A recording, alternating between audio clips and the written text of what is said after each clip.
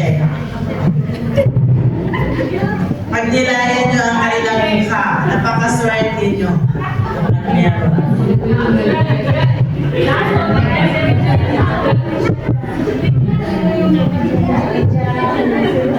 Okay, so I continue. May nakita kayo, no? Laguhan. Sige, padayon ta. Be careful, be careful. There is a problem in looking for religion. Sa tingin mo, ano ang problema?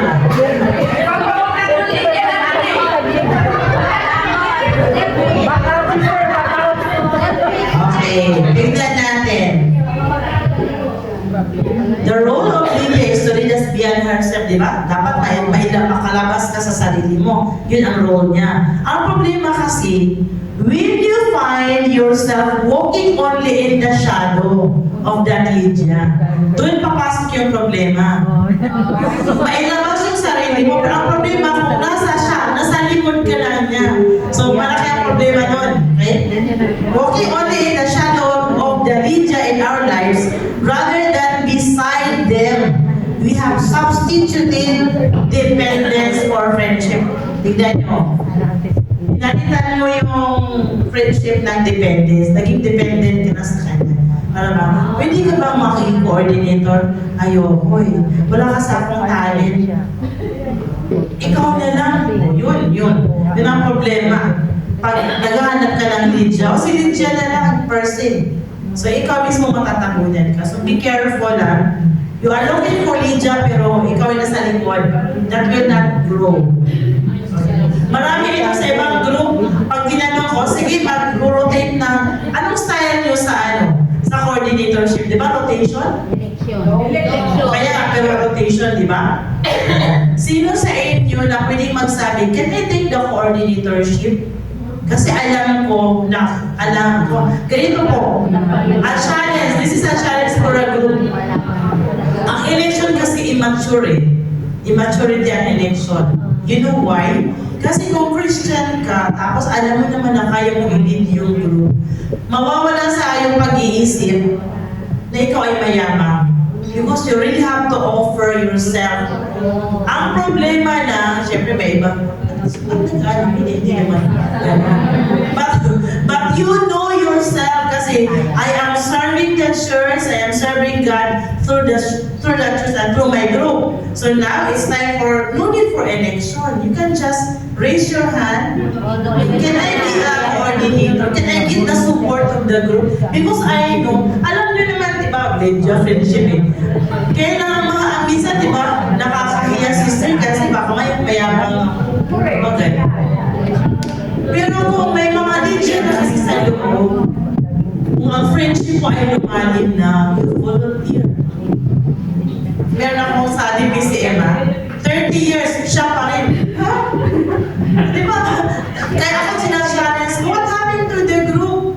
30 years, she did not be. Sister, wala kasing kukuha. No, I think there is a problem with the group. Kasi hindi siya alive. Hindi ka pwede 30 years dyan forever and ever. Kasi yung idea mo, iba kasi pag merong iba, kasi meron mag-i-sprout siya.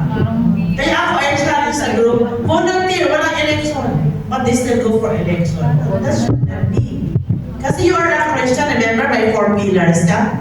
O now, kung malalim na yan, o this, ilang years ang inyong coordinatorship? 2 years. During that time, mararamdaman nyo na kung sino, di ba? At mararamdaman mo rin na kaya mo mag-volunteer. Sige, ako na lang po. Ganyan. And then the group will support. Hindi po kayabangan ang tawag siya. A mature Christian. Kaya masaya ako pag may nasabi, Sister, pwede ako mag-volunteer.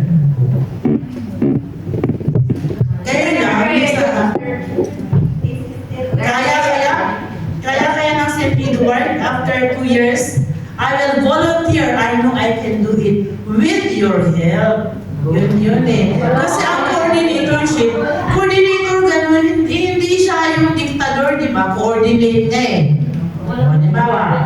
Ate, ikaw ang gagawa nito. I-coordinate mo yung galaw, kaya coordinator. So you volunteer yourself. then makikita niyo yung maturity ng bawat isa as a component of okay po? Sige, pagnilayan nyo.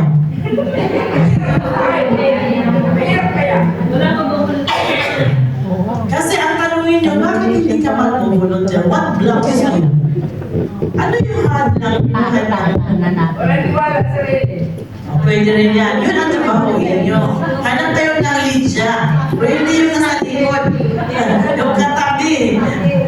Actually, Lydia is a mentor. Pag mini-mentor siya. Okay po? Sige. The real Lydias, when we finally find them, are not those who remake us. Hindi tayo babaguhin ng Lydia na ito. Pwede, tutulungan ka na lumago. Di ba yung iba, gaya-gaya talaga. Halimbawa, naalala ko yung, hindi ko alam kung part ba kayo ng camping. Before. Ano nangyari?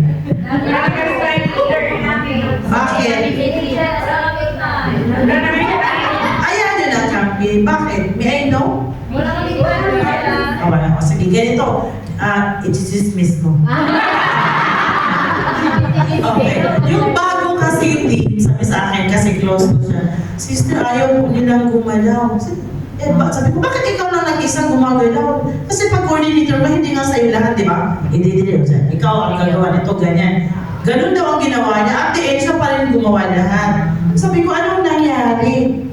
Yung isa, gusto niya, yung masusunod ang gusto niya.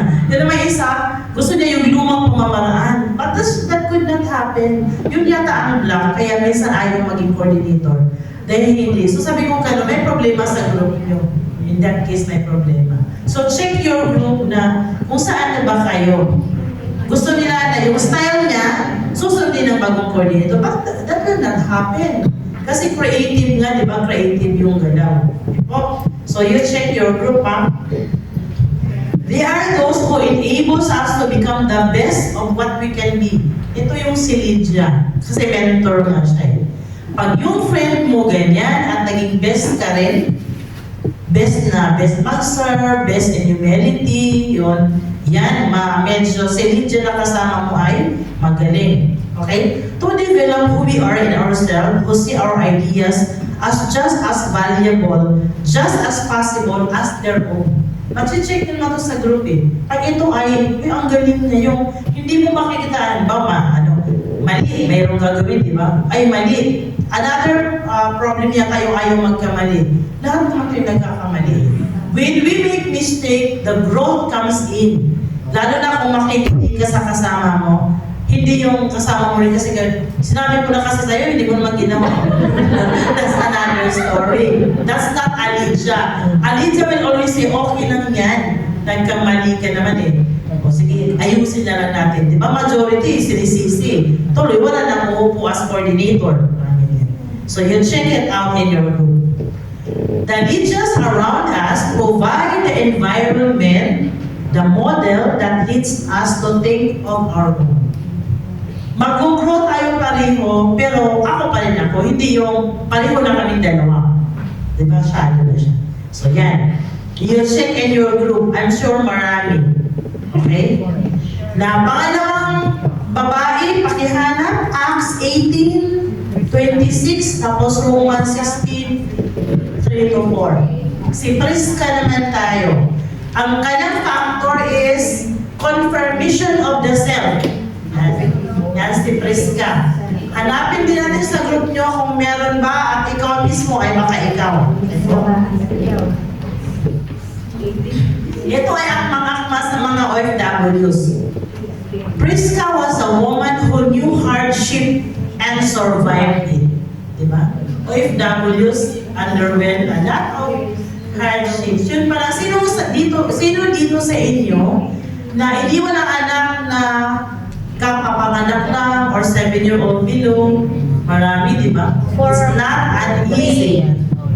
Alam niyo ba na ang developmental ng bata ay 12-year-old pa ba?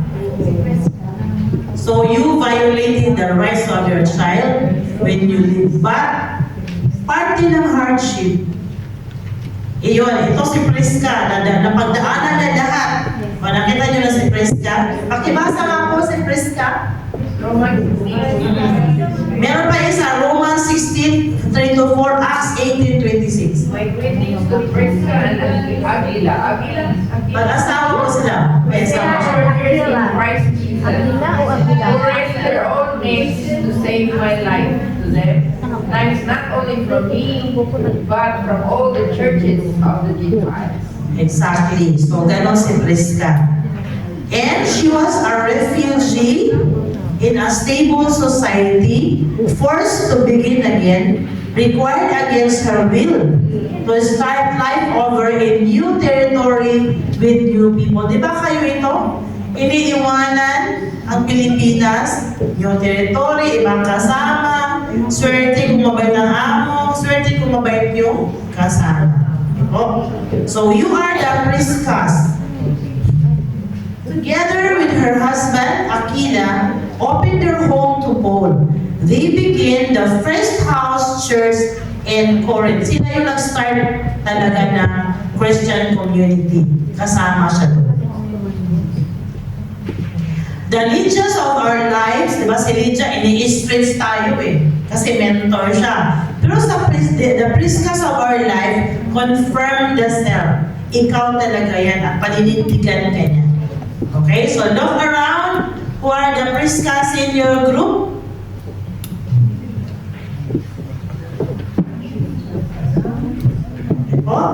I continue. Prisca is not defined by anything around her or outside of her. In other words, she is a person in her own right. So may paninindigan siya. Okay.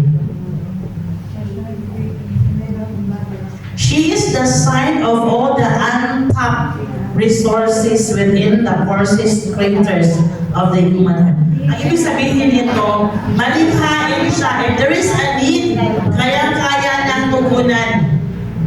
Dahil magaling siya maghanap, may mga taong gano'n, kulang ang ganito, akong bahala siya maghanap. May mga gano'n sa group.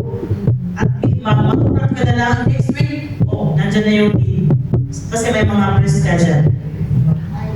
In her, I recognize the one who has the capacity to draw from the well of himself when there is every reason in the world to believe that the well must first certainly be dry. Meron kasi masasabi na walang kakong talent, imposible yun eh. May tao ba walang talent? I don't think so. Baka hindi na natap. So you find a Prisca who can tap that person para mailabas niya ang kanyang pwedeng i-share sa group or sa personal. The Prisca